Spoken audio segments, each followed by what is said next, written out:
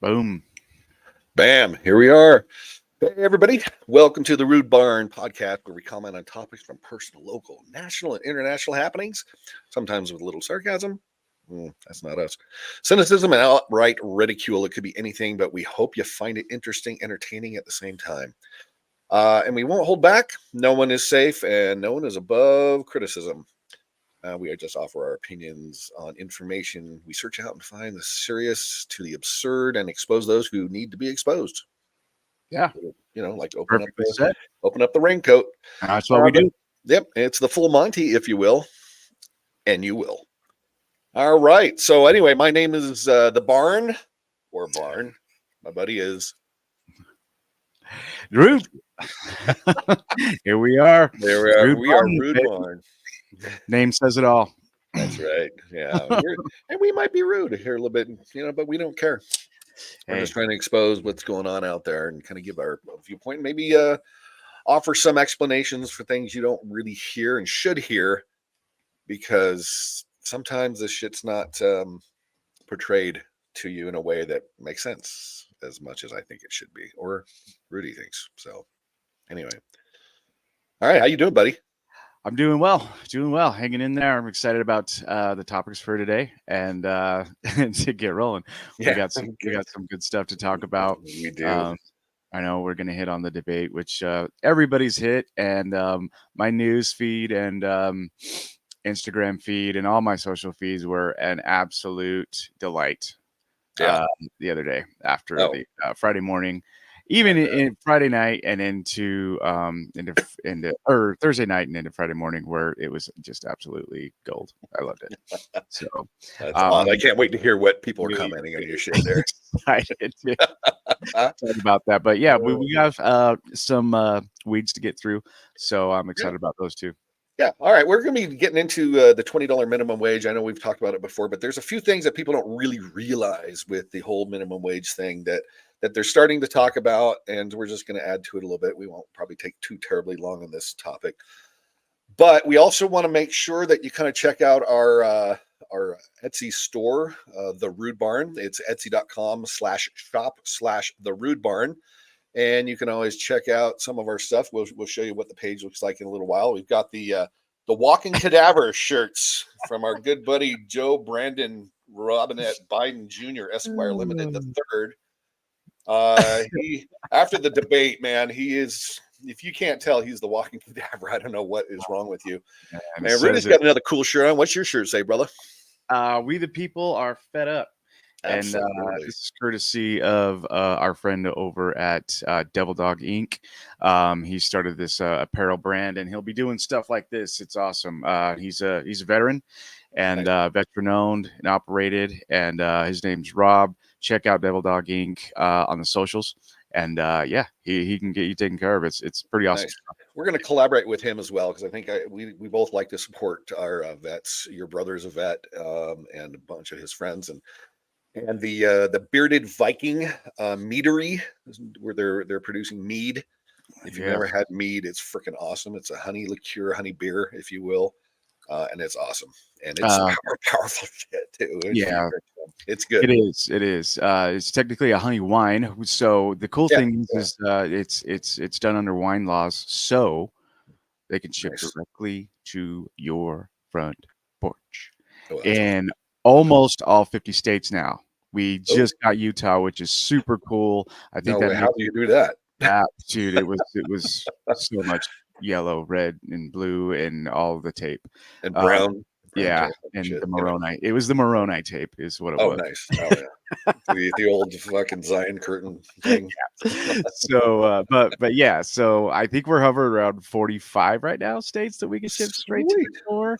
And awesome. Some other stuff is cool is happening. So check out beardedviking.com and on all the socials, and you can get all the info you need there. So get shout out to those folks.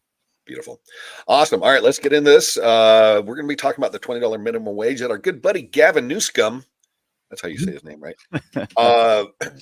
Has implemented.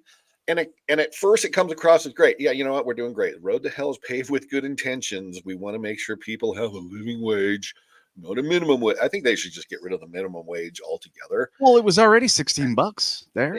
Yeah, which I order Entry off of level. kiosks now. Yeah. Yeah. You're now eliminating your employee base. So the people you're trying to help were actually fired because they can't afford to pay $15, now $20 plus. And all these fast food places are going out of business. They're closing locations. Even In-N-Out, for hell's sake, in California, where it was birthed, if you will, is now closing all these locations, which is unheard of. And same with McDonald's and Burger Kings and Wendy's and all these places. It's unbelievable. Well, and that law was only applied to what was it? It was franchises with over 60 locations or something like that. So you look at that, and that's I mean, for San Diego, California, that's probably a mid-level franchise, right? Right.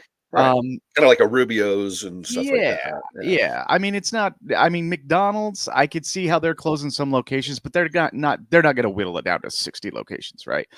No. But you have those bigger franchises that it is impacting them. Even though they're bigger franchises, it's impacting them because you're looking at, they want entry level $20 an hour. That is a kid, a 16-year-old kid. Or 17, I don't know what the age limit is. 16, 17, something like that. 16, yeah. Depends on the state. That kid coming in after school. Yep. To work, 3-4 hours a day as his first job. Entry level. Yeah. No experience. No experience.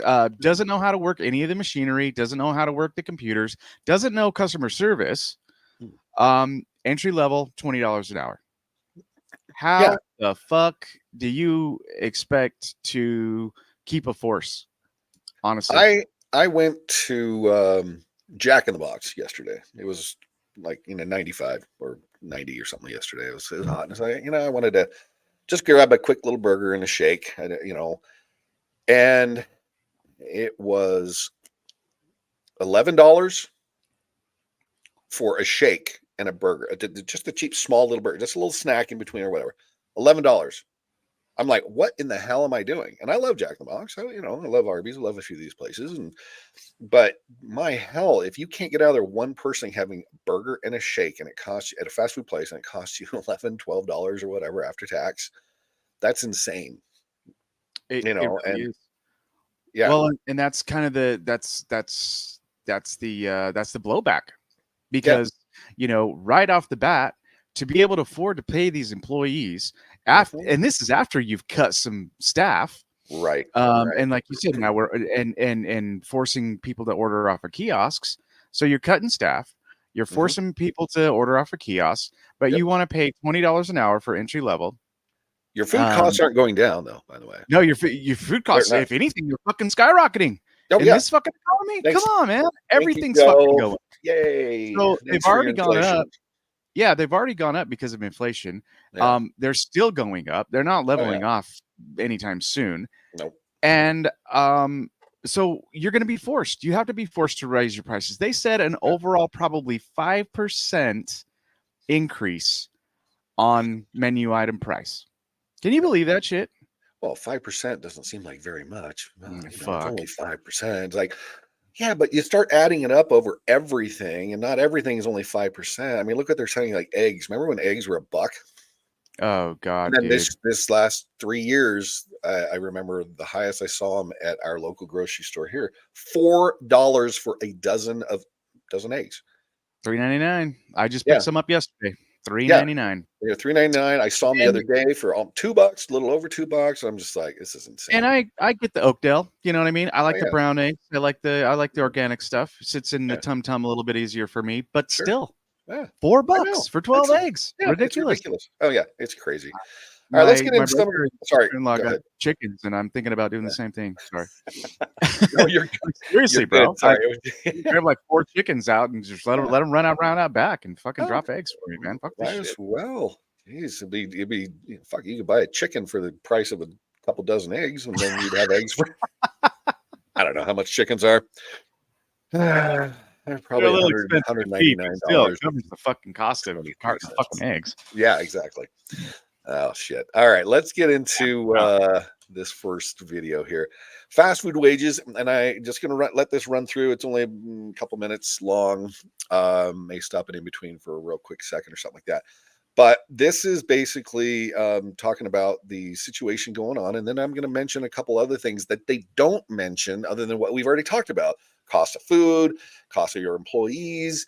You have to raise the rates, but I'll tell you other factors, because margins for fast food places, the franchises, ain't that much, people. You think these guys owning McDonald's, Subways, and Burger King and all the franchisee owners think they're making out? They're doing okay, but you start cutting into their profits, they're going to have to cut it somewhere. Oh yeah. Yeah, it's nuts. Well, and if you've ever worked in that industry, especially as as an assistant manager or a manager of a store, you know what those numbers look like. Oh yeah. And they are slim. You don't have much to work with at all. Exactly. All right, let's see what these guys are talking about. The layoffs, inflated prices kicking in California as fast food workers' minimum wages rises. Now, it doesn't rise organically and normally. This is forced upon these businesses by the state of California and any other state. Yeah, they don't have a choice. Yeah, they're artificially screwing us all over. And when they do this, you think, oh well, they're paying these workers, all this money so they can live, and that's not what these jobs are for. Yeah. Okay. No, they're not. They're not breadwinner jobs. They're not they're not. They're not living wage jobs. Their minimum wage is supposed to be there so you can't pay slave labor of 50 cents an hour to people. It's and it's supposed to be minimum. Anyway, they should let the market dictate. If you need fast food workers and nobody's applying, then you raise your wage offer to somebody so they will work for you. Yeah. If you have 50 people looking for one job, you can pay a lot less because they are the ones now looking for the job and they're willing to take a lower wage. Classic supply and demand. Exactly. And let's not talk about the illegal immigrants coming over here, taking the jobs for cheaper wages and screwing American citizens who are in this category who would have these jobs. Yeah. But anyway, we'll talk about that later. Yeah. Here we go.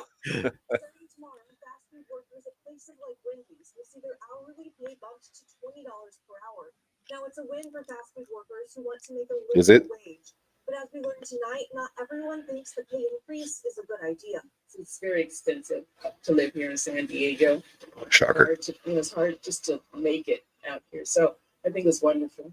People need higher wages to live here. On the flip side, the higher wages could have a trickle-down effect on customers. Fast food chains, including McDonald's and Chipotle, say they plan to raise menu prices to make up for the higher wages. What? Some businesses say they will need to cut staff. State labor filings say some Pizza Hut locations are already laying off workers. Hundreds of delivery drivers are many of those impacted. I've seen estimates where this might add about 5% then to the cost of fast food. Yeah, there's your 5%. I think it's going to be more than that. I think it has to be. The new law only applies to chains with 60 or more locations. However, what a crock of shit. Only 60. Shut up, people. I'm a small business. I own a juice company, and hiring employees at $20 an hour is like a pretty steep for me just starting. Yeah, no kidding. It will be affecting about 500,000 fast food workers across the state, many of which lawmakers say are adults working to support their families. But not everyone sees it that way. You start out making $20 an hour at a fast food restaurant. I mean, with no qualifications. It's just what you said. I mean, you're just kind of like taking away from those who have gone to school or have gone to get some kind of qualification. The minimum wage in California is $16. It's more than double the federal minimum wage of $7.25 per hour. Jasmine Ramirez, CBS 8. Yeah, so like they're saying, they're talking about $16 an hour, $7.25. These people don't get it. Now, here's the thing that I have not heard anyone talk about. Okay, and it is the fact that not only are you forcing owners to pay $20 minimum wage for the hamburger flippers, the front counter people, but what they forget to talk about are the expenses that increase with your managers, with your store supervisors, with everybody else going up the line. You have to raise their rates because they were only making, let's say, that $16 an hour as the shift manager. Okay. So the other guys were making $10, $12 an hour because minimum wage is minimum, but they had to pay more. Those guys were making 16. The guys who were making 16 or making 20 now have to be paid 20, 25, 35, and $45 an hour, depending on where you are on the ladder. So that's another additional expense that never is being talked about. Well, where is the room for growth? There, Right. if you start entry level minimum wage at $20 an hour, where is the room to growth? So Right. you bring somebody on there, shit, bro, you're going to be at $20 an hour for like 3 years. Right. Even if you move up the ladder, I may raise you 5 cents. Right. But there's no room for growth. There's no room to increase. You know what I mean? Because once you get off the counter and you get back in the kitchen, usually there's a couple bucks. You know what I mean? Once you go from say nights to days, lunch rush. You know what I mean? Early morning prep to lunch rush. That's a couple bucks. You know what I mean? There you go. Right. Shift manager. Right. Couple bucks. Assistant manager. Probably a $5-10 hike. There's a lot more responsibility brought into that. But if you start at 20 an hour, there is nowhere to go. There's nowhere to incentivize your employees to move up the chain. Right. And that's ultimately what you want to do, especially in these fast food businesses. You know what I mean? Yeah. Because the turnover rate is just fucking insane. Well, yeah, because you have a lot of these high school kids and college kids for the most part. And then, of course, the secondary jobs for a lot of other people. And then poor folk who are relying on this. And, and I'm trying not to, disrespect people who are not making a lot of money. But you know what I'm saying? And I know you don't want to disrespect, but at the same time, if you're 30 fucking years old and you're using a fast food job as your main income, your primary income, you got a different problem, my friend. Right. Yeah. You got a different problem. Yeah. You need to get off your ass, get a fucking trade, get a skill, go to school, fucking get it in the real job force, because this is not the job force. This is the fucking entry level. And why aren't you a store manager by this point at that same fast food joint? Right. Because those guys can make $50, $60, $80,000 a year. Because what does $20 an hour equate to? Approximately $40,000 a year at an 8-hour a day shift, 5 days a week. That equates to so you kind of double it and then you multiply it. So if you're making $30 an hour, it equates to about $60,000 a year, give or take. Okay. So you're starting these people out at $40,000 a year. Okay. There's how many other jobs that are paying $20? You can't work at Home Depot. Okay. So I worked at Home Depot as a side job, picking up some extra work when COVID hit and other things like that. And, it just kind of helped when our illustrious government shut everything down. And so we couldn't make the money because nobody could work hardly. And they were paying me $16 an hour. Now I was working in the rental department. So I had to know how to work the equipment. I had to know how to clean the equipment. I had to know how to recommend the right equipment for people to use for whatever project that they were working on. It was a lot more than just helping somebody in the store find some nuts and bolts. Okay. Yeah. So, and that was $16 an hour, and that wasn't that long ago. The skill set to flip a burger, put fries in that have an automatic timer that go ding, ding, ding, the fries are done, pull them up, and to put an order together, not that big of a skill set. So anyway, this is just the asinine part of it. But like I said, the whole thing is them talking about just the minimum wage workers. Well, now people can't afford to keep these unskilled laborers on as much. So they have kiosks that they put in place. They have all these other things. You have one guy working 2 to 3 people's jobs now instead. And if they want to keep that job and get that money, well, you have to work 2 or 3 positions at the same time. And it just snowballs, and it's absolutely ridiculous. Well, let's go ahead. Sorry. I think that if your job can be replaced by a kiosk, by a machine, then you probably got to just move on, pick another industry. Like you said, Go during learn a COVID, skill. yeah, go learn a skill. Like during COVID, I did the same thing, but I went and worked for my cousin building Yeah. cabinets. He's a Yeah. custom cabinet maker.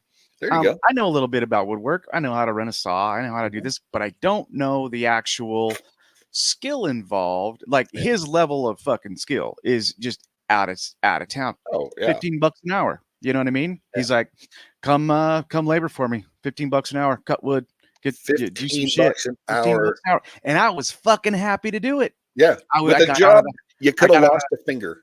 If you yeah, cut it off. exactly. But I got out of the house. I was Yeah. I was working with my brain. I was working with my brawn. I was learning new skills. You know You're what I mean? creating Stuff like something. creating shit. Yeah. Yeah. And that can't be replaced by a kiosk. No. I'm sorry. But No. if you're working a job that can replace you with a kiosk, it's time to sack the fuck up and find something real, my friends. I'm Yeah. sorry.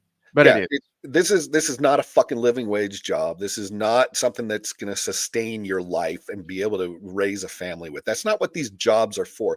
These are jobs that are needed and required in this world. But I'm sorry, there's a lot of really kind of unskilled, laborious jobs like this that really help kids and first time or workers or people who just want to get a second job, make a little extra money. That's what these jobs are for. This is not supposed to sustain a lifestyle, sustain a future. This is just something to work and to get by, work as you're in school or something. I mean, it's just what it is. So stop giving me this bullshit that you want this to be a fucking living wage. It's not a living wage, and then here's the problem, like you were talking about earlier. Not only do you have to pay these people more, and then you got to pay the shift manager and then the store manager and then the supervisor and all that stuff, because that's what they forget to talk about as well. But food prices keep going up. It's just snowballs, and these people are losing their jobs. So you're trying to help them, but you can't keep them on. So now you've screwed these people even more, Gavi, and you've fucked these people now so they don't even have a job because they're being replaced by kiosks and everything. Well, yeah, you're right, and I think that I mean, we're lucky that Americans just in general love fast food, or these jobs wouldn't even be here. You know what I mean? And I hate it because it's that same blue. What are you going to do for me? What are you going to do for me? What are you going to do for me? Where's my handout? Where's my handout? Where's my handout? Instead of getting off your fucking ass and go and doing something for yourself. It makes me fucking sick. Right. Exactly. All right, let's listen to this scumbag piece of shit who's going to try to push Biden out and run for president of the United States. Of course, he's ruined the fucking economy of California and screwed everything over so badly, but he thinks he can run the country. I understand he had good intentions, but he's just fucking fumbling every step of the ball. Yeah, and then you have Slicky Boy here, fucking oil slick hair, Gavi. I'm talking about Gavin. I'm talking about Gavin. Oh yeah. He's Justin Trudeau for California. He's such a douchebag. Nancy Pelosi's nephew, and that's what he is. And it's like, oh, he thinks he's royalty. And this fucker went to the French Laundry, the most expensive restaurant in the world, no mask on or anything, as he's forcing people to get off paddle boards in the middle of the ocean by themselves, having cops arrest them. Can't go to a hair salon, but Auntie Nancy went to the fucking hair salon and got her hair done. Well, all of us are forced. Anyway, I digress. Yeah. But let's listen to this prick about the $20 minimum wage. Oh, yeah, you did such a great job for everybody. Yeah, you got him fired, you asshole.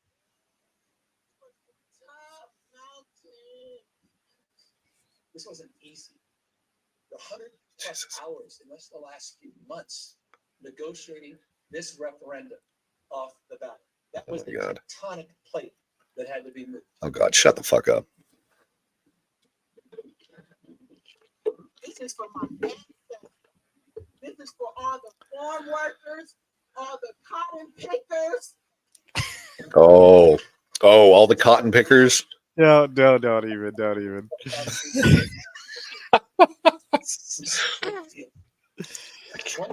an hour. Like if a white person said that.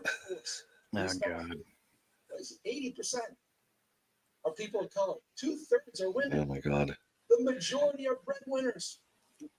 And you gaslight motherfucker, you screwed everybody out of their jobs. People aren't eating there because it's too expensive. What a remarkable moment. So it's gonna be a lot better now. So right now we're gonna have a chance to at least, maybe Yes. a little money or pay all the bills or No, you're not, buddy. You're going to lose your job. Right. Not unless you don't have a job.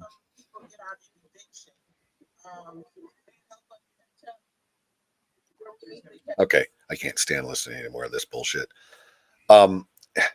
What these people don't get is like we said, the road to hell is paved with good intentions, and it sounds great, and yes, you know what, it does sound great. Awesome, we can get people paid more, but at what cost? Like we just mentioned, everything we just mentioned. This is the cost. Well, I don't understand how they didn't look at these things. I mean, I'm sure they did. They had to have. But how do they know these people? I'm sorry, Newsom and these people, they're not fucking stupid. They know exactly what they're doing. Right. And they're trying to get everybody dependent on the government. We're going to give a government dole. You don't have a job. Here's welfare for you. This is where it's going. Yeah. Meanwhile, they're using the welfare fucking budget, and the Social Security is going to be gone because it's all going to this fucking handouts. And you know what I mean? After they fuck them up. Did you hear the illegals are getting Social Security and draining our Social Security accounts? Oh yeah. Oh yeah. Yeah. They're putting them up in fucking great hotels. They're giving them 2K a week. They're giving them fucking vehicles. They're talking about fucking giving them temporary visas so they can vote, which that's a whole nother fucking subject that fucking sticks in my craw. That's absolute fucking bullshit. Yeah. Yeah, no, this is asinine. People don't really understand the ramifications of this whole thing, and it's like think about it. People, you really have to think beyond just the shiny candy shell. What is underneath it? Because it's a turd. You're wrapping a turd in a delicious shiny candy shell, and it's going to screw you over because you're going to regret it. Yeah, I mean.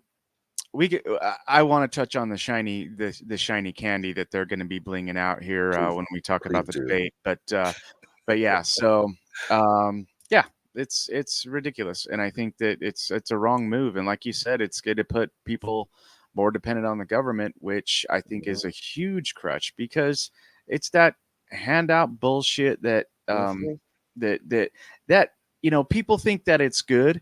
And people think that it's helping, but what it's really doing is it's handing you a crutch. Right. It really is. So you don't have to think for yourself. So you don't have to do for yourself, and you don't have to take responsibility for any fucking mistakes you make. Right. You know what I mean? It takes all those responsibilities away from the individual, and then what? Ultimately, turn them into fucking sheep, just like they want. And there you go. Dependent fucking sheep that they can do whatever they want with, whenever they want with. Like a huge theme on this show, guys, is question everything. And that's how far you have to look at this kind of thing. Because this is just the beginning. Yeah. That's just the beginning. Oh, absolutely. And people do not think, and it's annoying because if COVID taught us anything, don't do your own research. Oh, no. Just blindly listen to what we're saying and what we're telling you. Don't think for yourself. Don't research this shit and find anything out, and that's what's happening. We're being told by Slicky Boy that, the $20 minimum wage is going to get people into a point where they can pay their mortgages and pay their rent or pay their whatever. Oh, he sold it well. Great until you don't have a job because you can't afford to keep you on. Yeah. That's going to be the sad thing. I think that's going to be the biggest thing, the quickest thing that these people are going to see is they're going to start cutting staff. And that guy that shift worker, you know what I mean? That works the swing shift. He works like, that 3 o'clock in the afternoon to fucking close. That guy, that extra guy that's on staff. Yeah. He's getting cut, man. Yeah. You ain't going to see that $20 for more than maybe 2 weeks. You ain't going to see it. until the owner can't afford to keep you on. Exactly. And then tell that franchise owner's going to have to close down that fucking location. And then all the staff is gone.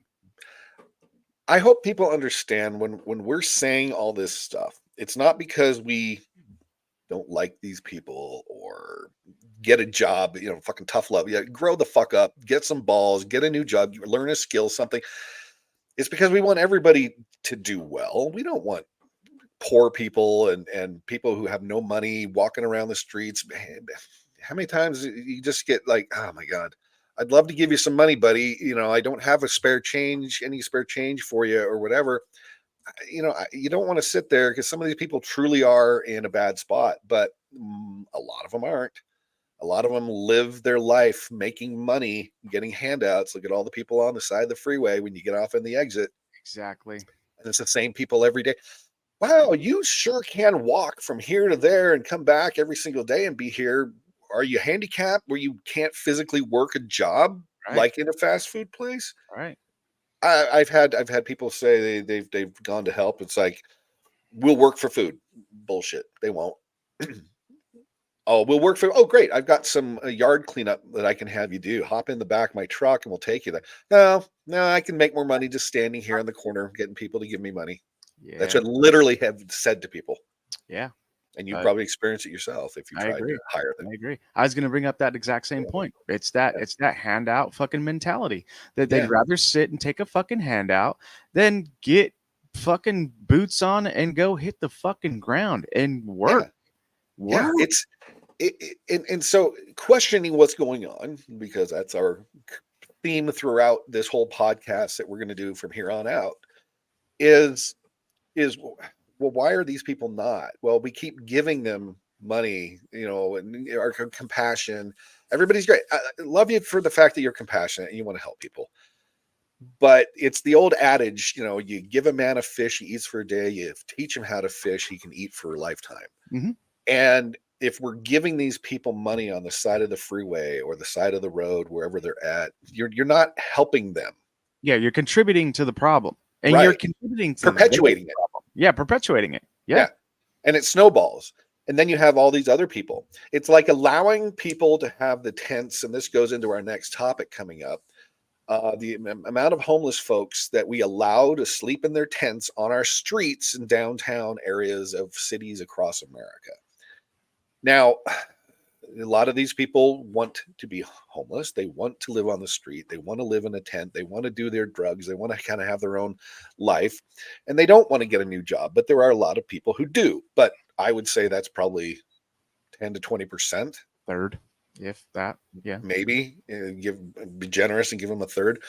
So, but is it fair for us as people who are normally living our lives, and luckily we're blessed enough to be able to work and have a job and have a home and have the kind of life we have? And I'll tell you, the kind of life we have here, even the poor folk are a hell of a lot better than a lot of people across the world.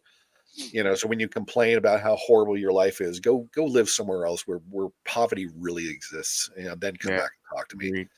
But is it fair for us to have to step across people in a doorway to get into a coffee shop, to walk down the street, to get to the movie theater, to get to the theater, get to the museum, wherever we're going, whatever it is, just to walk into our office in the morning? I've done that.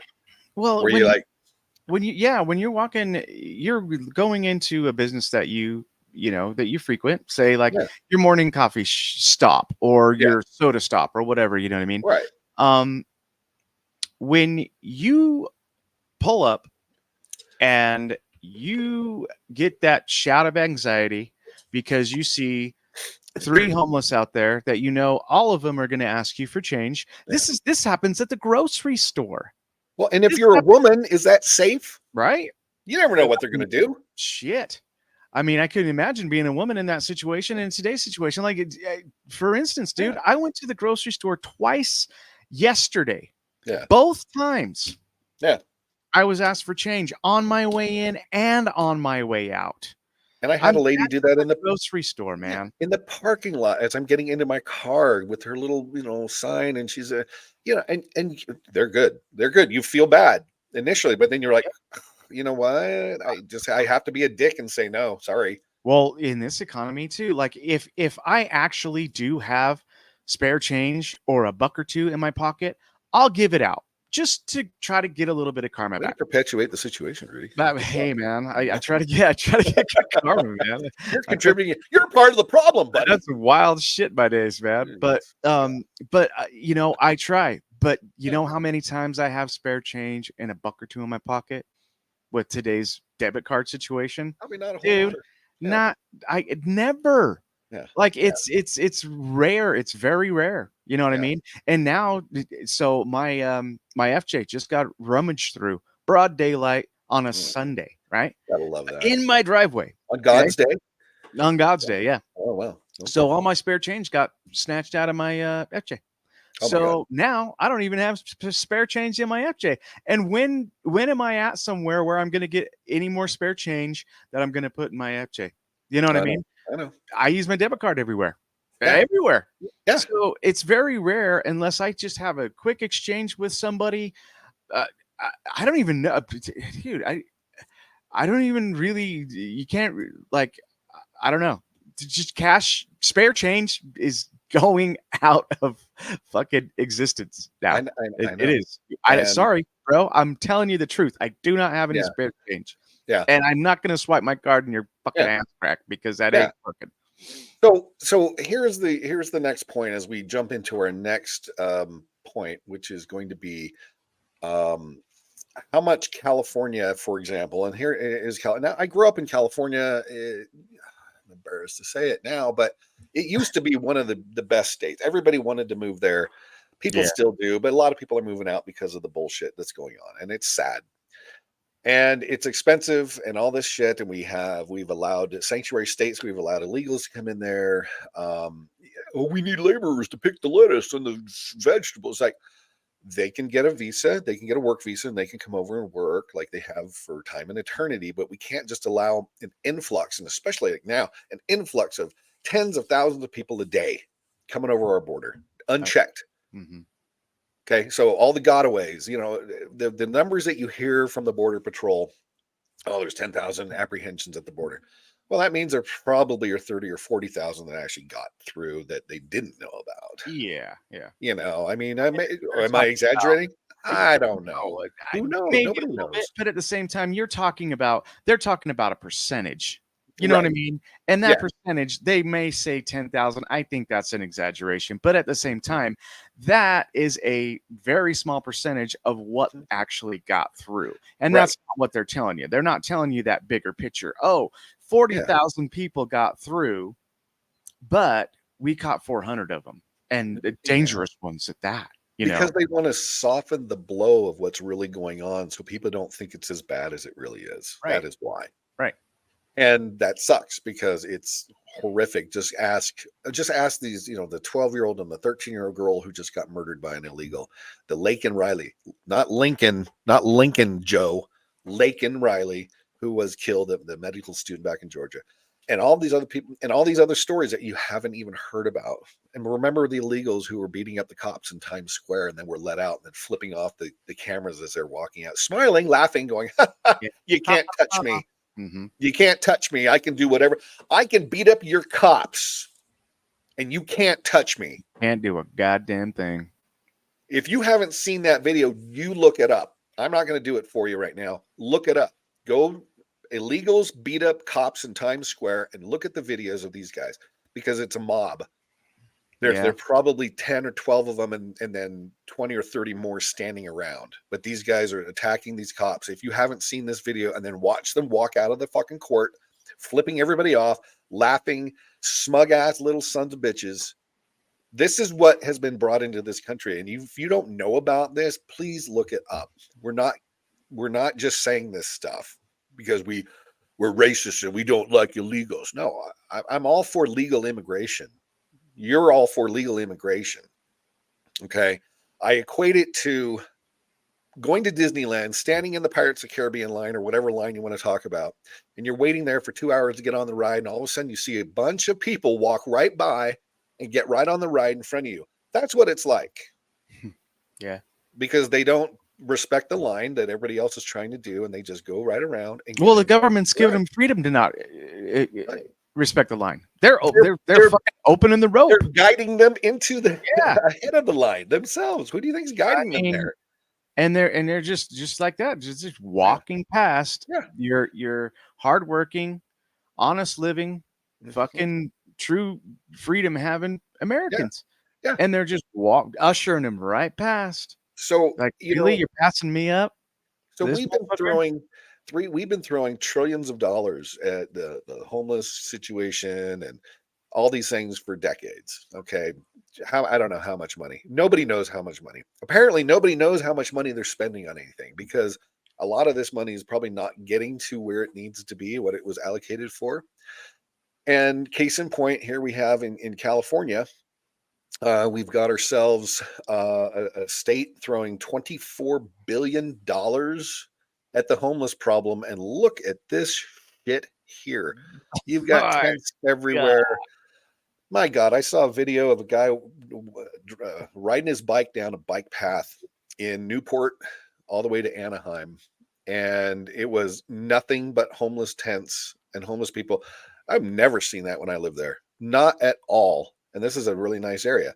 So now we've got all these people living, and we're throwing $24 billion, and they don't even know where this money is allocated, is going, and all that shit. Let's California has spent billions of dollars on homelessness programs over the past 5 years, but and they don't know where this money's going. The report finds the state failed to properly monitor all that spending on all those programs. NBC4's Conan Nolan is here with us to discuss the details of this report. Conan. Allocating the funding, assuming your budget is fat, is easy. Figuring out where it went and if it did any good, that's the hard part. Hold on. When your budget is fat, okay, California used to have a surplus of tax income coming in. With our good buddy Gavi, he has now put the state into deficit of, I don't know how much, tens to hundreds of billions of dollars in deficit. And so where is this fat budget he's talking about, first of all? But they can find $24 billion to throw at the homeless problem, which they haven't put a dent in. They couldn't have built another couple shelters with $24 billion? Right. Yeah. Maybe we could have built the wall to keep all the illegals out so you wouldn't have the homeless problem nearly as much. Yeah, probably. That's at least another contributing. Thing. Yeah. I mean, that only would have been maybe 10? 5 billion? Yeah, 10 billion? 5 to 10 billion. I think yeah, that would have been well spent. Yeah, well, let's throw it at the homeless. Let's give them needles. So, heaven forbid they should get an infection from the needle they're shooting up heroin with. Needles and condoms, maybe? I don't know. Yeah. It's nuts. The state audit found that nobody was tracking to see if any of the billions in homeless funding was actually reducing homelessness. Nobody was tracking it. Took a year and sought to find out where the money went. $24 billion to be exact, spent in the fight against homelessness. The report indicates nobody knows for sure. Republican Assemblyman Josh Hoover of Northern California was part of a bipartisan group of lawmakers who called for the audit. Not only did the audit struggle to measure the effectiveness of the programs that we're spending money on, in most cases, we don't have enough information to even measure the outcomes of the programs and where the dollars are going. What a wonderful job. Now, are these the adults in the room? Are these the adults running the state of California and the country? Because I remember hearing that, like, oh, now it's time for the adults to run. Well, come on. Democrats and Republicans alike, you're getting screwed by your government. Wake the fuck up. Yeah, I mean, this is just absolute insanity. And this shit needs to stop. And they can't. You're spending $24 billion. If you're spending $24 billion, wouldn't you like to know where that's going and how effective it is, and whether you should also get some more funding for it? Maybe. I guess my thing is, dude, is like, I run a household budget, right? Yeah. Right. I have to track. I don't make $1 million a year. Okay. Yeah. I have to track my gas. I have to track my my mortgage, my groceries, my my children's costs. Yeah. Everything. Okay. And I know I know up until maybe the last, like, there's probably $100 that's unaccounted for in my budget for the month, maybe $100, and that's probably gone to maybe a beer run. You know what I mean? Maybe some fast food stops. Right. That it's like those things are just kind of out of the window. I don't really track those much. But 25, if you've got $24 billion and you're not fucking tracking where that shit's going and what's being used for what, and you don't have an effective tracking system for that. Well, I guarantee you, it is children running this fucking government. If you had 200 or 300, not just 100, that you went unaccounted, you're like, whoa, where's that other couple $100 I had that I was going to use for X, Y, or Z? Right. 24 billion. Dude, but you know what's sad is that they don't forget to track me. Oh yeah, at the end of the year when I have to put my taxes in April. You get a letter from the IRS. Oh, you owe $200 from such and such a quarter of such and such a year. They don't forget to track me. My accountant, he's pretty damn good. He tracks all my business expenses. He's damn good. Don't you want to just tell the government when the IRS comes after you for the couple $100 or $1,000 or whatever that you didn't pay? Tell me where that 24 billion went, and then I will pay you my $204 fucking dollars. You let me know where that 24 billion went, and you tell me where the other 100 billion went to Ukraine. Why are they losing 400 million or blah blah blah blah? You got to come to me and ask me for $250. You make sure Hunter accounted for that I spent on business. Yeah, you make sure Hunter comes up with his millions of dollars of unpaid taxes. You get Reverend Al Sharpton for his $4.5 million in unpaid tax. Tell you what, you can get that shit. Then come see me. Let's talk after that. I mean, that's what you want to say. You know, you would love to do it. It's just insanity. Let's listen a little more of what these adults in the room have to say. California is spending more on the homeless crisis each year, and the number on the street continues to climb. Last year's homeless number over 181,000. Seems like money well spent, don't you think? Took this over as his issue when he was elected and developed over 30 programs. And didn't do State shit. Senator Roger Niello represents Yuba County in Northern California. He believes that too much power has been concentrated in Sacramento and not in the state's 58 counties, which normally administer health services. And they've been sort of relegated to do whatever the state tells them to. And that's, I think, a good deal why things are ineffective and also why they're not properly reported on. The audit also analyzed homeless services in San Jose and San Diego, finding that both cities failed to thoroughly account for their spending or measure the success of many of their programs. So much of the focus at the local level is on getting the dollars out the door, meeting these spending deadlines. Dr. Alice Feller is a clinical psychologist and author. Arbitrary. She says she saw the problem while serving on a local commission. What programs? Right. Yeah, what programs? What are the programs? Yeah, that money was spent on. Just a program. Tell me the programs. Right. And tell me the effectiveness. Did it work? Did it not work? What do we need to improve upon? Yeah. And hey, and we're trying to stay neutral. I'm not a Republican. I'm independent. I lean more conservative, definitely, than I do this liberal side and the Democrats. But isn't it interesting that the two people that they have interviewed so far in this are both Republicans going, hey, where is this money going? Is it effective? What are we spending it on? Is that working or not? And I have yet to see one Democrat. But, I'm being really biased and partisan. But where are the Democrats, by the way? This whole state's run by fucking Democrats. Well, and it is who have done this shit. It doesn't even have to be, a Democrat. Just who's in charge of the spending? Who is in charge of the allocation? Okay, let me talk to them. Where did the money go? Right. What did you spend it on? Yeah, okay, you had deadlines. You had to spend it. I get that. However, what was it spent on? And these aren't even liberal questions. This is just one American asking another American, what did you spend it on? Yeah, where did it go? What was the program? Let's talk about where my money's going. If you're going to steal it out of my paycheck and out of my sales taxes and everything else that I pay, I would like to know what it's being spent on. And if it's on something that I don't really believe is doing anything or is working or it's going to people who don't deserve it, illegal aliens, for that matter, why are we doing this? But my point with the Democrats are, why are the Democrats not raising these questions in these interviews as well? It's like, well, wait a minute. We're just spent $24 billion. We have no idea where it's going. We spent it on X, Y, and Z programs that are not working. Why are we continuing to do this? Okay. And it's like, we will never see the war on drugs, and we will never see because if there's not a problem, people don't have a job, so they never want to fix it. So if they fix the homeless problem, then guess what? Now what do they do for work, for a living?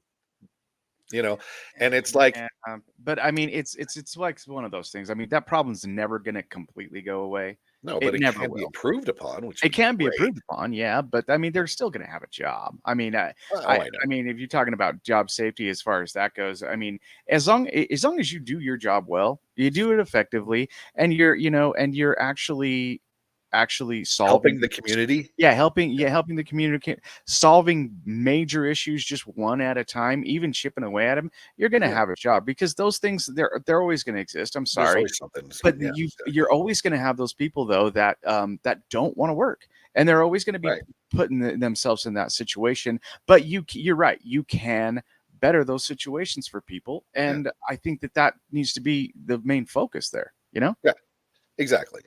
And so that's why, it's frustrating, because we always see it, and I kind of equate it back to our buddies in big pharma, the Pfizers, Modernas of the world.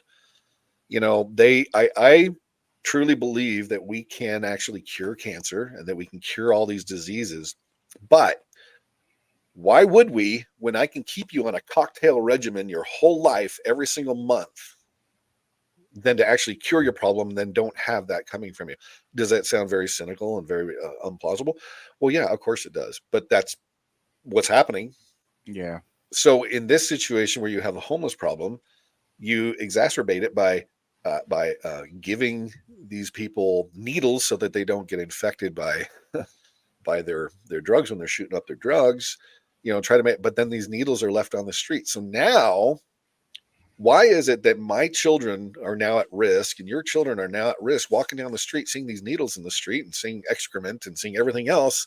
That's not fair to us, who are paying taxes to keep our cities nice and clean and a livable place where people would want to enjoy living there.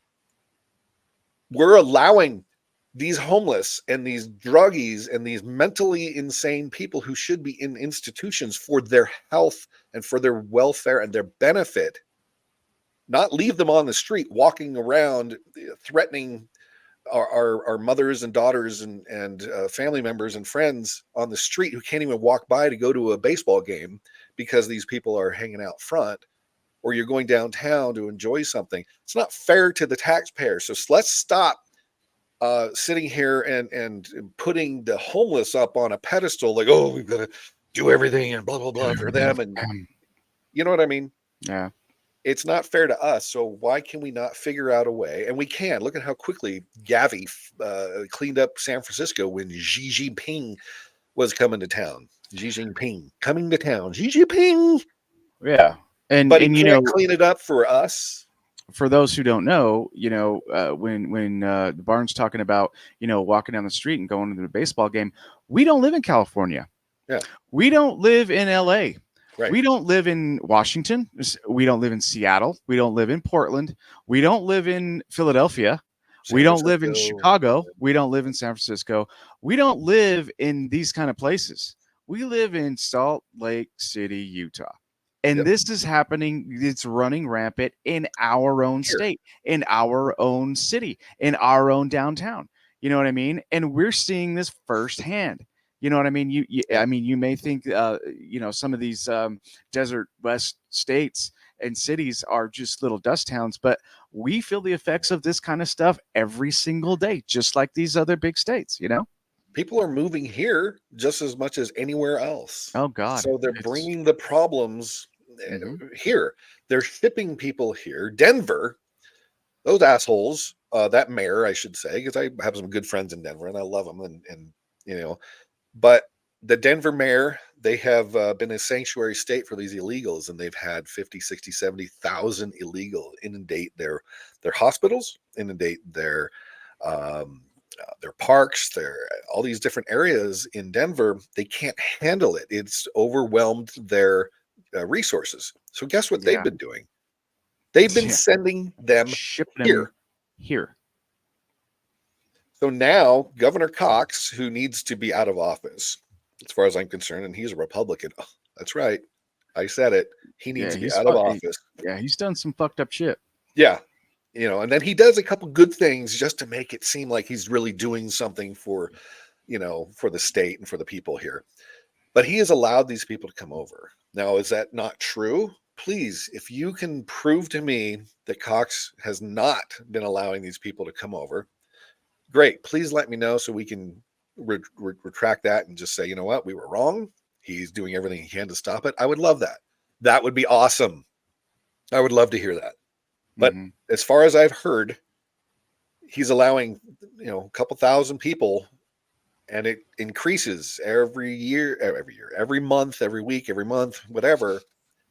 And now these people are in our communities. We don't know who these people are. Oh, they're people who are seeking asylum. They're seeking a better life.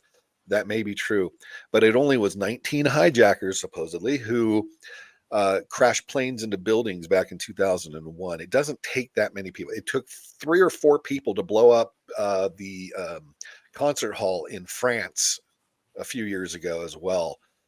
And it only takes a few people. And we don't know who these people are who are in here, because we've allowed tens of millions of people, most likely, who have come in and since Biden took office and allowed the border to be open, even though he will. I'm not letting the border open. That was all Trump. It's like, okay, look, douchebag. Well, that's not true. And I've read a bunch of articles and seen a bunch of videos from, these doomsday guys and look out for this and huge conspiracy theories on this, and China's going to attack. Oh, China's got subs in the waters off of Florida with Russia, and they're all nuclear. They're ready to go. And those guys they're a little extreme. Okay. Yeah. However, if you want to tell me that there's not sleeper cells going on and there's not collusion going on between, I sure hope you're right, between terror organizations that are going on, that are getting through our borders, that are being held, you know what I mean, in these these sanctuary states or whatever, then you're up in the night. Because that's exactly why they're coming in. That's exactly why they're doing this, and they're getting away with it. And they say that they're tracking him, but you can't track fucking all of them. You know what I mean? Case in point, the situations that you noted. I mean, and that's the scary thing, because that I think is real, and that I think is, it just leads to, the attacks, you know what I mean? That obviously none of us want, but we've seen it before, and I'm sorry, guys, we're gonna see it again before the end of our lifetimes. I just hope that it's not devastating. Well, I don't think we're going to have planes flying into buildings because that's been there, done that. We all are looking at it, and the security at the airports it's kind of ridiculous. So you have to still take off our shoes. It's like, sorry to go off on a tangent on this, but you go through the airport and you go through that scanner, you have to stick your hands up in the air and all this, and make sure you have everything out of your pockets, little pieces of paper and blah, blah, blah, will show up on the scanner, but we still have to take our shoes off. Yeah. I mean, if it can detect that you have a little piece of paper in your pocket and you're going through the scanner with your hands up, why do we still have to take our shoes off? Okay. But nobody's going to be doing that. They're not going to get on a plane, especially with those scanners, and do that. Nobody's going to fly into buildings. What's going to happen is you're going to see these sleeper cells, like you're talking about, probably terrorize people at some sort of sporting event or some sort of parade or some sort of whatever like that. where they don't have to be as sophisticated as learning how to fly a plane. Yeah. They're just going to have to drop a backpack, okay, or something to that effect. All they have to do is figure out a way to blow up some of the transformers and the power, get some of the power stations somewhere. If you've ever gone a couple hours without your internet because Xfinity or Google Fiber or something went down, and you're sitting there going, oh, can't do anything, imagine if your electricity was off as well, and so your fridge is still residual, cool until it goes longer, days on days on days. Just imagine your power out altogether. No AC, no lights, no anything, not just electricity. So that's all they have to do. Maybe put something in our water system, God forbid. I'm not giving them any ideas. They already know all this shit that they would do. And we need to protect our infrastructure and our grids. But all you have to do is do something like that. You don't have to fly a plane. And it's insane. And we're just allowing these people to come in. Now we're spending all this money to track homelessness and all this shit. And we don't even know where it's going. This is all a money grab. People's got to freaking wake up and realize what this shit is. And we had a couple more videos we were going to play, but there's no sense. It's all the same shit. And it's, I think we beat this horse to death right now, but we wanted to let people know it doesn't matter if you're voting Democrat or voting Republican or whatever. You are getting screwed by the same people you have voted into power. And you need to wake up and say, you know what? I'm done with these people. They haven't done anything but raise the price of food, the price of gas, the price of housing, price of everything. You can't afford to live in California anymore. The average price for a basic 1,500 square foot home probably is 1 point something $million now or more. And depending on where you live, if you live on the beach areas or in Southern California, in San Francisco, you're probably a couple million. You live inland, maybe it's that. But let's stop the insanity. The definition of insanity is doing the same thing over and over again, expecting a different result. So why do you keep voting Gavin Newsom back in? Why do you keep voting these Democrats back in? They've done nothing but screw your state up. Here in Utah, we keep voting. Well, I think that some people kind of got in on their own volition, and it didn't matter what we all voted for. Yeah. And that's the shit that needs to stop. There is some stuff like that going on. Yeah. It happens everywhere. And it's sad because, you know what I mean? It takes the voice out of our vote. Yeah. Which is disheartening to say the least.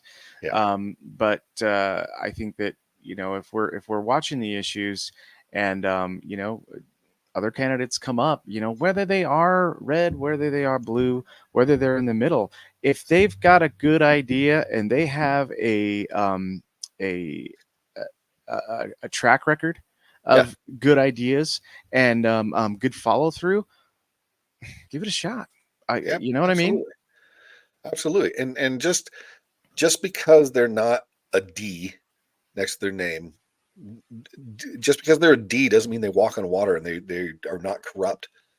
Because I've talked to some people who are staunch Democrat voters, and hey, that's great, but you know what? Stop. Your people are screwing you over, and you don't even realize it. You're getting gaslit left and right, and same with a lot of the Republicans, a lot of the rhinos. They pretend to be for the people, but most of these people are for themselves and to stay in power. And then to benefit themselves. And that's why you have to really, really vote the person, you know, and I hate to say it, there are some good Democrats, but there are a lot more good Republicans. Am I being biased? I don't know. But I'm telling you, if you're in California, why are the Democrats not bringing up, why are we spending this money and where is it going on the homeless problem? Yeah. Or whatever other issue you're talking about. They're not even asking questions, man. That's the ridiculous thing about it. Yeah. Yeah. And why people aren't asking questions, I don't know. And this leads us into our last one because everybody's been talking about this, but we had the big old debate. If you didn't hear about it the other night. Yeah, you must have been under a fucking rock if you didn't hear about that. Oh my God. it's insanity. But so one thing, let's just okay. So here we are, the walking cadaver. My God, people, how many times did our good buddy, the Morning Joe Scarborough, and his his little wife, who subservient little wife who can't get a word in edgewise because Joe's got to fucking keep talking on the air. Talking about, hey, it's Joe's the sharpest he's ever been. This was a couple weeks ago. Sharpest he's ever been. He's smart. He's he's just getting older. Blah blah blah. All this shit. God. And you're just like, what the fuck are you talking about? Do you hear that cut that the guy was like, well, yeah, he was doing push-ups and sit-ups and almost did a handstand, and he was doing like pre-calc or some shit like that. I'm like, come on, what the fuck are you talking about? Oh my God. I mean, my dad is like 76, bro, and he's not pulling that kind of shit in the house. You know what I mean?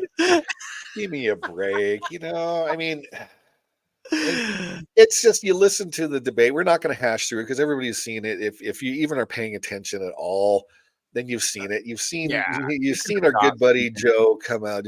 Joe boy, little Brandon, come out there. Walking out like he's fucking 100 years old, and he's a walking robot. He's the walking cadaver. He really is. I mean, look at this guy. He's the walking cadaver.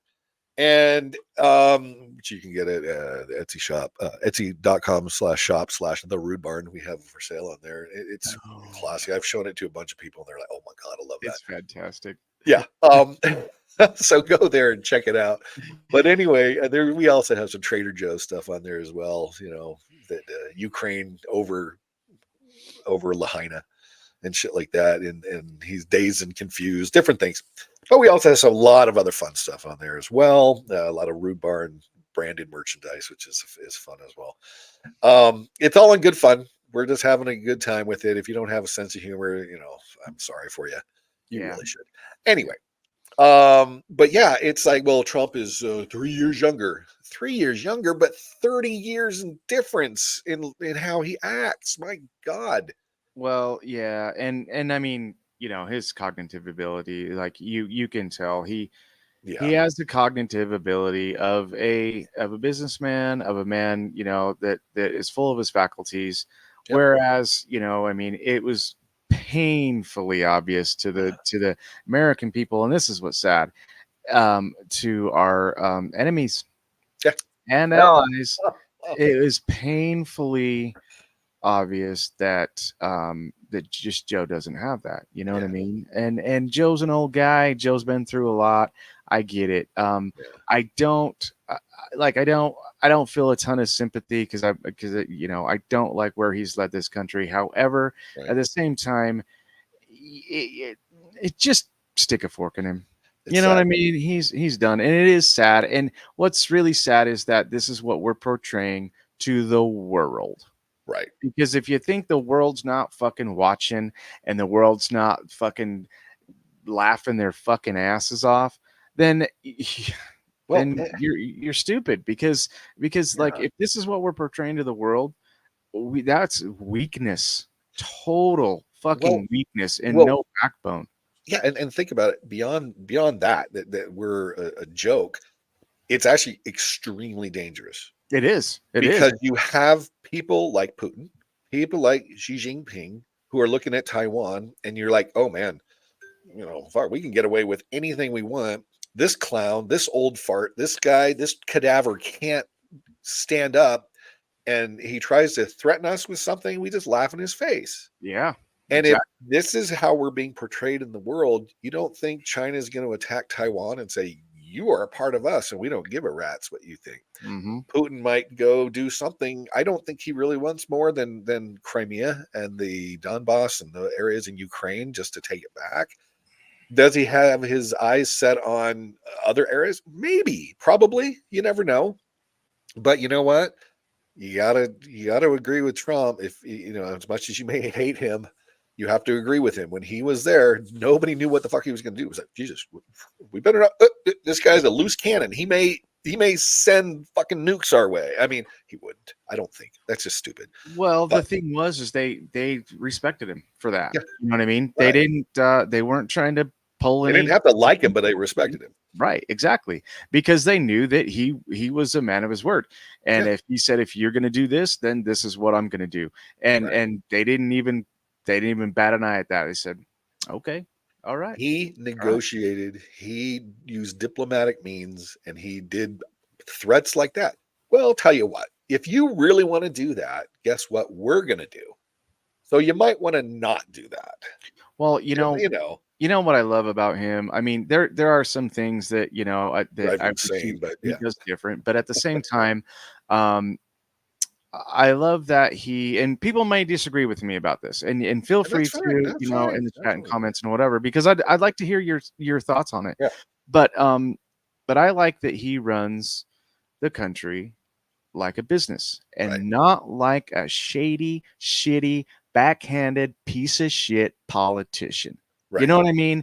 And that's what gets us into fucking trouble, and that's what makes us look weak. Yep. And when he was in there, he ran it like a business, and he ran those other companies like businesses of his own or rival businesses. You know what I mean?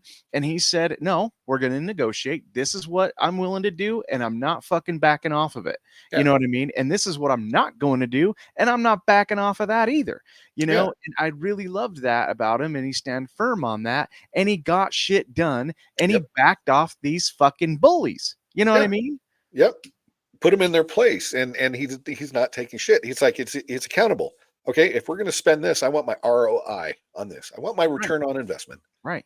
Okay, if Exactly. we're going to spend money on this, I expect to get something out of it. And if it's not working, we're going to try something else that does work. And another thing that I liked is he didn't have those fucking bullshit behind back doors, political ties and political fucking money grabbers that he had to keep in office just because of they were where they were and the deals that they made. No, he said, if you're doing a shit job, you're fucking fired. You know what I mean? I mean, that was call sign. And I love that too. If you're doing a shit job, whether you're on the blue side or the red side, you're fucking fired. Yeah. You know what I mean? Get out of my cabinet because you don't belong here. You should be. Yeah. These people have these, and this is the problem, and this is part of the whole deep state shit that they keep talking about. Oh, there's no deep state. You know what? Come on. People, you have to understand the president is a very temporary position, 4 to 8 years, and that's about it. So there's people that have been in power like the fucking Mayorkases of the world, and that guy needs to be punched in the face. He's just got a face you need to punch because he's such a dick. But these people have been in politics. They're almost like senators and Congress people have been in, like Biden for 50 years, 40 years, 30 years, whatever. They're the ones that are around generation after generation, president after president, whatever the term may be, they're in there. So they're the ones running the country. The president only is a temporary stopgap for what they may or may not be doing. And I was watching something on DARPA. And I want to get into that topic as well, how DARPA kind of runs everything. They've created a lot of cool stuff, but they have also created a lot of shit that's destroyed a lot of things. But they don't answer to anyone. They have a budget that they can unlimited, basically. They're kind of the black budget type of thing, and they run it.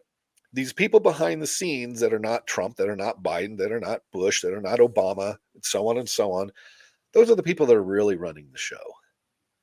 You know, and those are the people that need to be stopped. That's what I also like about Trump is that he can't really be bought, I think, by these special interest groups. It's amazing. I've heard that a lot of these senators and Congress people can be bought for as little as $10,000 to vote a certain way for the lobbyists and special interest groups to get their shit through. You fucking whores. That's the problem. 10,000? Come on. Hey, man, you don't stay in office and you don't stay in politics and you don't keep that fucking Senate seat for 30 fucking years without backhanded bullshit deals and being bought and manipulation and going along and doing this kind of bullshit. You just don't. Yeah. You know what I mean?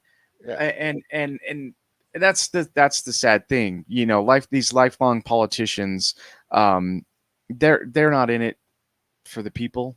No, they're not in it to make a difference. They're in it to pad their fucking pockets, man. We need to look up and see like AOC's value her worth now, because she goes in as a fucking bartender, actress. She got hired as an actress to do this stuff. And what are you talking about? Just look it up. Trust me. Did you see her dance at that fucking rally? Oh my god, it was so embarrassing. I wonder how long she practiced that shit to come across as like a fucking lunatic that she was on that stage in Brooklyn, trying to pump up the crowd. Everybody's like, and then you have the fucking posers and the fucking simps that are sitting there going, "Oh my god, you're fucking great." AOC. At least she could have wore a different outfit. I mean, khaki shorts and it was like the '90s mom fucking outfit. It was like the khaki fire shorts alarm motherfucker Jamal Bowman out there pulling the fire alarm, who he should be in jail for interrupting a congressional session by pulling the fire alarm. Oh, I thought it was the emergency exit door or something like. Yeah, guys are you really that fucking stupid? Anyway, he's up there pumping up the crowd as well and coming across as Mr. fucking badass. It's like, okay, Jamal, shut the fuck up. Oh my god, yeah, these people are just such a fucking laugh. I don't think that many people are buying this shit anymore. They can't be. If you still are buying this shit, A, you're either a fucking liar, or B, you're fucking naive and stupid. You know, because there's no way that you can believe this shit. Oh my god, they're about as credible and honest as can be. Okay, really? So I'm not really one to go to like these type of rallies, you know what I mean, in this kind of thing. Mainly because I don't love being in huge crowds and stuff like that. Like for concerts and you know, and car shows and stuff, the stuff that I go to, I don't mind because you're spread out, you know what I mean? But you go to these rallies and stuff like that, and everybody's ushered in and everybody's real tight and everybody has the same ideals and you're gonna do all this kind of stuff. Okay, great. I maybe it's just me. I can't put my mindset to think about how I would support something this ridiculous and something this blatantly like it just out of fucking reality. You know what I mean? It's a show. It's a show. Do you think they pay people to come to these? Do you think they pay like paid actors? Well, of course, look at all these morons who are protest. Now, I have no problem with protesting. Peacefully protest something. Don't interrupt traffic. You know, stand on the side of the road, have your signs up, and great, awesome. But once you start getting in the way and being a pain in the ass, then you've gone too far. But look at all these people, the no oil protesters in Europe. Okay, standing with their signs, sitting down in front of traffic. And people are pulling them off and they run back down and sit back down. And it's like, you know, those are the type of people that need to be punched in the face. It's like, you know what? Okay, I'm done with you. I've pulled you out of the way of this truck who's trying to get by to deliver groceries so you can eat later on tonight. I'm sick and tired of pulling you off the road 3 times. You're done now. I'm punching you in the face and you can knock your ass out. I mean, and here's the stupid thing. They're paid. These people are paid. That they're protesting no oil. Yeah. But the rubber on their sneakers, right? Where'd that come? How's that made? And so the contrast there is the irony is the irony is really eye-opening. Like they don't think about it all the way. And if you don't think about it all the way, you make yourself look like a fucking clown. Well, they have no idea what they're actually protesting. You ask them, and they'll chant their canned lines that they are chanting the whole time. They will not answer your question because they can't answer your question. It's like those. Why are you here? Do you not realize what you're? Yeah. It's just it's stupid. These people are paid actors to do this, and if you people think these people are real, it's like the idiot that put his foot or hand in that bucket of cement on the Golden Gate Bridge or whatever it was, and he was wrapped around something, and they had to kind of chisel it out or jack out or something. However, they got his hand out. Oh, now you're killing me. You're hurting me. And the guy was standing. He was like back like this. I'm not even touching you, dude. And you're sitting there crying like I'm hurting you. You know. Maybe you should have put your head in fucking cement. It was ridiculous. Oh my god. But the debate, going back to this real quick, the debate, I just sit there and like, you need to think about what's going on. Every single media outlet, every single news program, MSNBC, CNN, ABC, and so on, touting how sharp Joe Biden was and how great. And then their excuse was, well, he had a cold. That's why he couldn't do it. No. He talks like, so anyway, he is portraying weakness. And all of a sudden, after this debate, everybody changed their tune and are throwing this guy under the bus. You notice that? Oh man, they couldn't praise Joe Biden enough. If they could, he's the one that's sharp. Trump is the one that's cognitively declining and can't walk anywhere and all this bullshit. It's like, okay. All of a sudden now Joe shouldn't run. He should step down. Have you noticed that? Every single place. So here's a question, everything. What the fuck are they trying to do? Replace him probably with somebody like Michelle Obama, Hillary, or Gavin Newsom?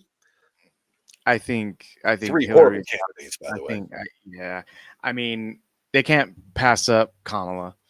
But the problem is in this I wanted to keep the word shiny in mind, because I think that we talked about this, and I think that we agreed on this, is that this was orchestrated. They wanted to show that he was inept. That's why they did the earliest debate ever, so they can pulling the strings. Yeah, they did it early, so they had time to put in a new candidate. Now Joe's going to have to secede, legally somehow, for them to be able to do that. Latest I heard, he doesn't want to leave. That is the thing. There's a lot of sources on that side that saying he doesn't want to leave, and they don't want him to leave. So that's odd. However, and I think that still might be just a little bit of wool thrown, you know what I mean, which is fine. But the thing is they're going to bring this new shiny candidate. And my fear is that you've got, so you've got the majority right now. Trump's got the majority in the polls, right? Especially now, and it's just going to grow and grow and grow. And I don't believe the polls that they're actually that close even. I really don't. 1 point, 2 points ahead in some swing. No. I think it's a lot higher. I think he's got more minority vote than ever right now. And that's just going to continue to grow and snowball. My thing is I still think that he doesn't have the full middle vote, right? Because he's not telling them that he's going to give them a bunch of shit. And that's what the middle wants. They want handouts, right? Okay. So when the D's come out and they throw out their shiny new candidate and this little golden egg, like you said earlier, I think that's going to sway a lot of those middle votes. The problem is that little golden egg is not going to be rooted in shit. It's not going to be rooted in a track record. It's not going to be rooted in anything that this person's done. And how can this person make real promises of change and foresight when they're a fucking replacement? It's all conjecture. They're just going to say, "Oh, we're going to give you this. We're going to give you that. We're going to give it." Really? So you know what I mean. And we're going to give the minorities this and this and this to get their vote. So that's a little bit of a scary thing. However, my thought is at this point, if they if somehow on God's green earth, Trump loses his election, it is going to be blatantly obvious that it's fixed, right? Yeah. And I don't think that they have the gumption to do that, because the problem is if that happens, our enemies are going to see that as a weakness, and then they're going to get a little bit freer and a little bit freer with their agendas. So, which could lead us into WW3, or certainly here it would lead us into civil war. Or some sort of civil backlash. Economic catastrophe, right? A depression, something like that would make our economy just tank. I think at this point they're just going to throw out a dummy candidate that they can kind of make look good to the end here, and just kind of secede until until next. Until I mean, just give this election up. You know what I mean? Right. And we'll sacrifice. It'll be a sacrificial lamb. Yeah, it'll be a sacrificial lamb. I think it really kind of has to be, and I think that's kind of what they have to be thinking about at this point, because. And I'm just going back to logics. You know what I mean? I'm thinking about this completely logical. I'm not a politician. Matter of fact, like I don't really like politics, and I've only been getting into politics in this kind of shit within the last maybe year and a half or so. But the thing is, I do a lot of reading, I do a lot of stuff, and I think about it logically. And I think that's the only logical thing that they can really do now, because to really push their agenda hard now, and try to uphold Bidenomics and everything that he stood for, the bullshit and the everything he said he'd do that he didn't, and try to make good on that for the last 4 years. There's no way. How can anyone think Bidenomics is good? Yeah, how can anybody think Bidenomics is good when the price of everything is out the freaking roof? And the thing is the only person who wants to come in, who's willing to come in and try to fix this fucking shit, is Trump. Yeah. Because you put another D in there, they're not going to know what the fuck to do to fix this fucking economy. Okay, so listen to what you just said. And I'm going to point this out to people because I don't think they realize it. And we talked about this earlier. They're going to put somebody in place to replace him, right? Are you going to be voting for this person to represent you as a Democrat? No, they're going to put this person in place. They're going to just put this person in for you without your consent, without your vote, without any other input. Yeah. It's like, let's put in Michelle, or let's put in Hillary, or Gavi, or some other, Adam Schiff. Well, the thing is, their bullpen. I want to say he's a shift show. He's a shit show, but their bullpen Adam is Schiff, somebody really fucking weak, man. They ain't got shit in the bullpen, dude. What about Burger Boy? What about Burger Boy Chuck Schumer? Let's get him in there. Schumer. Yeah. He knows how to flip a burger. He puts the cheese on before he even cooks the burger. He's so good. Oh my God. Wasn't that awesome? Like, tell you what, I'll cook my own burger. Thank you. We're good. Just like, fuck. Yeah. Oh my God. But yeah, they say, and this is the problem that people need to realize, is that you're not going to have the vote. They're going to put this person in for you. So they're basically dictating who they want. And this is what they want. This is Republicans, Democrats alike. This is what they want. They want to put their people in. We don't matter as a vote because it's their establishment, Republicans, establishment, Democrat, whoever it is. And our votes won't matter. This is why, this is one of the reasons why I like Trump. I don't at all think that he's going to be the one that's going to be destroying our democracy, like they try to say. Biden is doing it. The rhinos are doing it. The Democrats are doing it. They are destroying our ability to do. They lie and basically insult people, especially the minority population, especially the black population. You're too stupid to figure out how to get a license or an ID so you can go vote. You can't. You're too stupid to know how to vote. And like Kathy Hochul said, black people are too stupid to know how to run a computer. Computers, yeah. Well, and if that's not a blatant sign, a blatant slap in the face telling you that these politicians are not for the people. They're not for you. They're not for you. They're for them. They're to better off them and their spot in whatever fucking seat that they're trying to get. Yeah. They're not working for you. They're not doing anything for you. And that's what you're saying is an exact slap in the face. Mm-hmm. Reason showing you, it's showing you right there in front of your face that they're not working for you. We're going to have some merch. I'm going to put it out. It's going to be us versus them. And it's us, Democrats and Republicans and the citizens of this country against our government and the elected officials who we have put in power. They don't give a shit about us, whether you're a Democrat or whether you're Republican, whether you love Joe Biden and you hate Trump, or you love Trump and you hate Biden. It doesn't matter. They hate you. They hate me. They hate you. They hate all of us. They think that we're worthless. They want to get rid of our currency so they can track everything we do with the digital currency.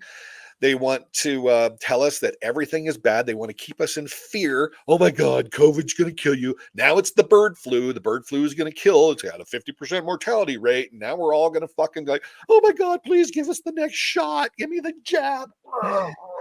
You know, and it's just like, oh my fucking God. You know, I mean, shut the fuck up, people. We can go off on tangent in this, and we can, you know, we can blow smoke out of our ears and noses. I respect your opinion on that, Barn. That they hate you, you know, and if that's your feeling, then you know, I gotta respect it. I don't think they hate you. However, I do think they want to turn us into sheep, for their own benefit. And I do not think that they have the people's best interest in mind. And that's, again, we the people are fed the fuck up, and we need to voice that. And you know, they talk this whole woke generation, woke. No, it needs to be, ironically, they're asleep, but the awake generation is what we need to be now. And that's what we need to force, because you need to wake up. You need to open your eyes. You need to ask these questions. And if you're not getting the fucking answers, go where you can find the answers. Me and Barn talk about all this all the time. Question everything. Do the research. Read. Talk to your local politicians. Talk to people who know. Talk to people who've been in office. Talk to people who know people who've been in office, if you're interested in that. But if you're not, and you don't have anything to fucking say about it, shut the fuck up. You know. Well, but you need to do the research. You need to find this shit out. Yeah, exactly. And whether you call it, or I call it, that they hate us, they don't respect us, at least. I agree with that. Yeah. And I'll concede that maybe hate's too strong. Absolutely. You know, I'm willing to say, okay, you know what? Maybe that was a little out there. That's Barn getting heated. Your face is getting red, bro. Your blood pressure's getting up. You better go for a walk. That fucking, you know, audio. Fucking broke this. You got to put a heart pressure monitor on before we start this. But that's kind of why we're doing this. It's like, you know, if we don't kind of get it out there, we want to try to let people know. It's like, I love my fellow Democrat voters, friends of mine, family members, and I got a lot of them who are that. And same with this. It's we're not trying to separate. We're trying to bring everybody together and have everybody realize, look, it really is. These policies that Biden has put into place, where he the very first day shut down the Keystone XL pipeline, all of a sudden our gas we lost 200,000 really good paying jobs. Okay, and now the price of gas went from $2 a gallon, give or take, up to $5, $6, $7 a gallon, depending on where you lived. Right. Yeah. You know, and then he put into other policies allowing the border to be open, whether he wants to sit there and say, no, I never opened the border. Anyway, he still opened the border, and these people were flowing in. The Border Patrol agents were quitting in droves because they couldn't do their jobs. And now we have an influx of these people. All of his policies are screwing every single one of us. You pay more for gas, you pay more for groceries, you pay more for your furniture, for your clothing, for everything that you have. Your taxes are gone up, your mortgage has gone up, the cost of housing is unbelievably out of control, and so on and so on. So we're all kind of feeling the pain. And if you voted for that and you're okay with that, please go get some help, because you obviously have an issue, and please, I want us all to be able to live in a world where we all can go out and have some fun together, afford to do this, that, and the other, get a house, maybe throw a new deck on the back of our house, improve our situations, bring that white picket fence middle class back. I mean, because it's really been pushed out, and it's a sad thing, because I think that middle class was really a real backbone to America. You know what I mean? And I don't You're want. gonna have your 1%. You're gonna have, and you're gonna have your up and comers, and then you're gonna have the people that don't want to work, that want to sleep in tents at the fucking library. Okay, you're gonna have that. But if you don't have that strong middle class, right, or a middle class at all, with common sense, with common sense, with good voting, records, this country will fold in on itself because and the I don't 1% is not going to fucking do it for us. No. And then, and the other people don't even have fucking state IDs. Yeah.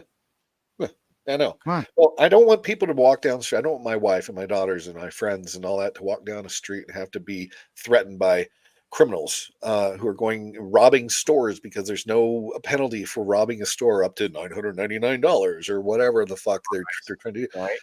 Theft is theft, and it should be punished accordingly. And if you knew that you were going to be punished, then you wouldn't do it. It's like when the illegals or the criminals or whoever you want to call it, were in New York, they get away with this stuff because they are allowed to get away with this stuff. Then they go to Florida and they realize, well, I'm not committing crime down here because they're actually going to punish me and arrest me and put me in jail. It's weird how that works. And it doesn't matter if you own a store and you have a mob of 20, 30, 50 people coming into your store and ransacking everything that you purchased to put in your store so you can resell to customers. It doesn't matter whether you're a Democrat voter or a Republican voter or anybody in between. And I don't want you to suffer that. I don't want me and anybody else to suffer that. We shouldn't live in this third world, freaking out of control, chaotic environment where everything goes. We can't. There are rules and laws in place to allow people to be able to live their lives without affecting other people's lives in a negative way. Right. So, and I think that's a good point to start wrapping on, because I think that that more of the American people need to realize that, and more the American people on both sides need to start practicing that. You know what I mean? Oh yeah, exactly. So I'm going to bring up our store here. You can see here we have Question Everything. We've got a Rude Barn stuff. We've got a lot of different things in here. And just kind of check it out because there's a lot of fun stuff, and it helps us if we're able to sell some of these items, and it gives us a little more leeway to give you better podcasts and do things like that, of course. So here's our Walking Cadaver shirt, and so on, and just kind of go through, and it helps us out. So please check that out when you can. What's your buddy's name again? Rob. And he's Devil Dog Inc. You can find him on the socials. I don't think he has a store yet, but we may just throw this shirt up on the store. Yeah. And if you guys like it, you guys can grab it on the store, and that'll be a great little outfit for them. And we'll give Rob his dues. Yeah. So that's super cool. So we have some fun with all of this stuff. So enjoy, and please, get something and helps all of us out. Yeah, we got a ton of stuff, and we got a little bit of something for everybody. So go on there, peruse, grab your wife something, grab your kids something. It's a lot of fun. Yeah, and we'll be constantly adding more. I just haven't added a bunch of stuff yet because life, kind of works. Got to pay the bills. Yeah. So this will help if you're able to do it. We would greatly appreciate it. That'd be awesome. Yeah. Well, I think that's going to be it for today, my man. And I'll take this down here real quick, and then we'll just kind of end it on this. That we just kind of wanted to give our little opinion on certain things going on, and with the debate with the minimum wage stuff that people maybe not have thought of. And then bottom line is we really just want the best for everyone.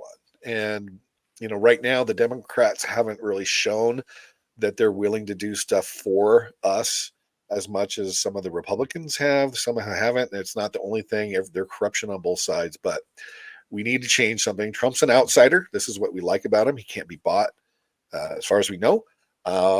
And that really means that he can turn this country around. And if you really see what he's done in his 4 years compared to what Biden has done in his 4 years, not counting the COVID shit, which wasn't his fault. I didn't like what he did with warp speed, because it takes a good decade to get a vaccine approved, and you can create one, but you don't know what the results are going to be until you test it for that long. So that was always one thing that really always bugged me about that. But I think overall the economy was much better. We were all living a much better life. Gas was $2 a gallon. The inflation was about 1.5%. And things were a lot better. I want everything to be better. I want us all to prosper and have a good time. When people are doing well, it's more enjoyable for everyone in their life to hang out together and have a good time. Even if you disagree on politics, who cares? And let's stop this divisive hatred of somebody who believes in something different than you. We can have an adult conversation and talk about it and agree to disagree or agree to change our minds and something like that. So there you go. Yeah. And my final thought is, again, question everything. Yeah. Do the research. Like Barnes said, we want it to be better for everybody. You know what I mean? No matter what side you stand on, just better for everybody. And if we can do these things, question everything, question your leaders, you know what I mean? Question your friends, agree to disagree. I think that we can all kind of move forward to a better spot. And and I hope we do. Yeah, me too. And that's why we're doing this. We just want to kind of get it out there, and we hope that something is taken out of this in a positive way on either side, and we all can move along and create a better life for all of ourselves, and not let the government run everything we're doing. Yeah, well said.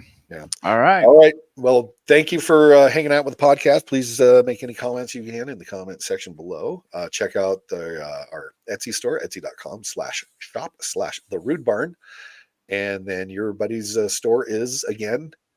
It doesn't have a store yet. I'm thinking about throwing this onto the. Let's throw it on our site. Yeah, Rude Barn. for sure. Yeah. Let him know about that. But his name's Robert Rice. You can find him on the all the socials. The company's called Devil Dog Inc. And he'd love if you reach out to him. So That'd yeah. be great.